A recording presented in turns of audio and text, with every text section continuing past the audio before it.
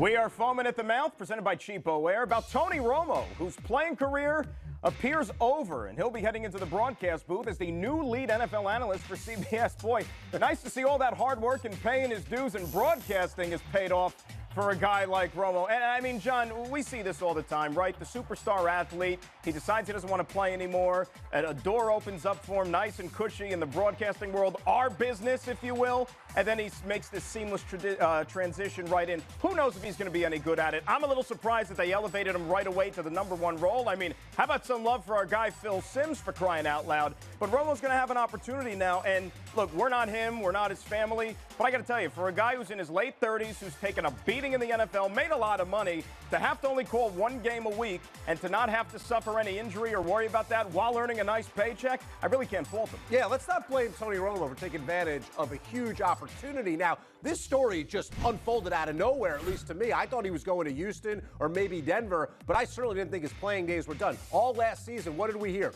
Romo can't wait to get back on the field. The Cowboys are Romo's team. Dak Prescott, he's a rookie, but Romo should start. Yet Romo never got out there, and the Cowboys did the right thing riding the hot hand and had a great season. But if you're the Dallas Cowboys quarterback, that opens up opportunities for you. Troy Aikman proved it when he went to Fox. And now with Romo, didn't Phil Simms just step into the announcer booth with no experience and end up being the #1 guy for that network?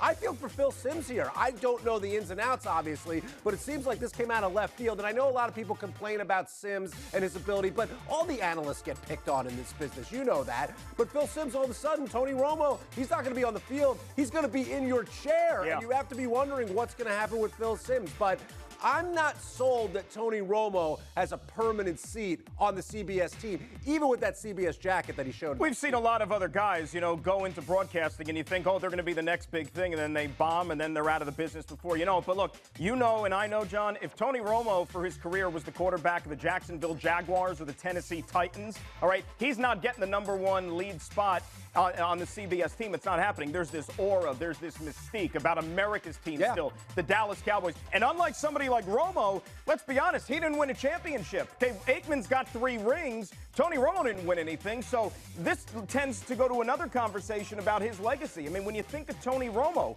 is this a guy who's going to be celebrated as one of the better quarterbacks who's ever played for the Dallas Cowboys? He's not going to the Hall of Fame. He's not going to be a Hall of Famer. But if you ask me, I think Romo gets a bad rap. Like I said, not a Hall of Famer, but I think he had a really, really good career. Little bit a la Danny White, right? The guy who took over for Roger Staubach, never could get the Cowboys back to a Super Bowl, but still a very good career, underappreciated. Look, Romo was a great regular season quarterback. And yes, I'm laying that on him because when it was crunch time and the playoffs rolled around, he had 2 playoff wins, never got to the Super Bowl, and you always felt that if you were facing Romo in a playoff game, you had the advantage. Is that on him, though? Yeah, it is, because you're the quarterback of that team. But Peyton Manning had a losing record. He might be one of the greatest quarterbacks of all time. Is that on him or the team? How many rings does Peyton Manning have? He's got a couple rings, but he's got a 500 record in the postseason. Doesn't matter. John Elway got slaughtered in 3 Super Bowls, and won the last 2. He took those teams to the Super Bowl on his own. Done when it counts. And Tony Romo against the Giants, 5, 6 in a row, but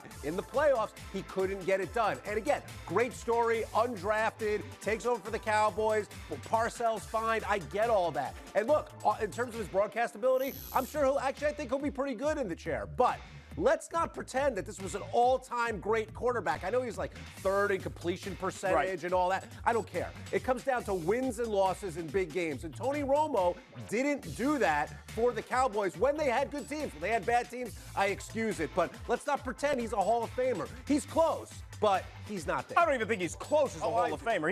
He'll have his number retired. He'll be, or not, maybe not number retired, but he'll be in the Ring of Honor there down at Jerry World because Jerry Jones loves him. We know that. And let's remember, the last time he was in a playoff game there at Lambeau Field a few years ago, that Des Bryant fluky play down the sidelines with the rule and the incomplete. I mean, if the NFL rules like common sense would allow, that's a completed pass, maybe a touchdown. The Cowboys may be moving on to the NFC Championship game. The Romo story written a little differently. Fumble the snap in Seattle, then they would. Well, that was a good team. They could have gone far that year. Remember, Rex Grossman and the Bears went to the Super Bowl. But didn't. Could have, but didn't. That's the big distinction. And now we see Tony Romo where I don't think he's done, Dan. I think a team, if they get close this year, Tony Romo is going to get calls. Oh, no, he's not. Kurt Come Warner on, was getting John. phone calls for a couple of years after he retired, and that's Kurt Warner. I could get phone calls. It doesn't mean I'm going to go back and play.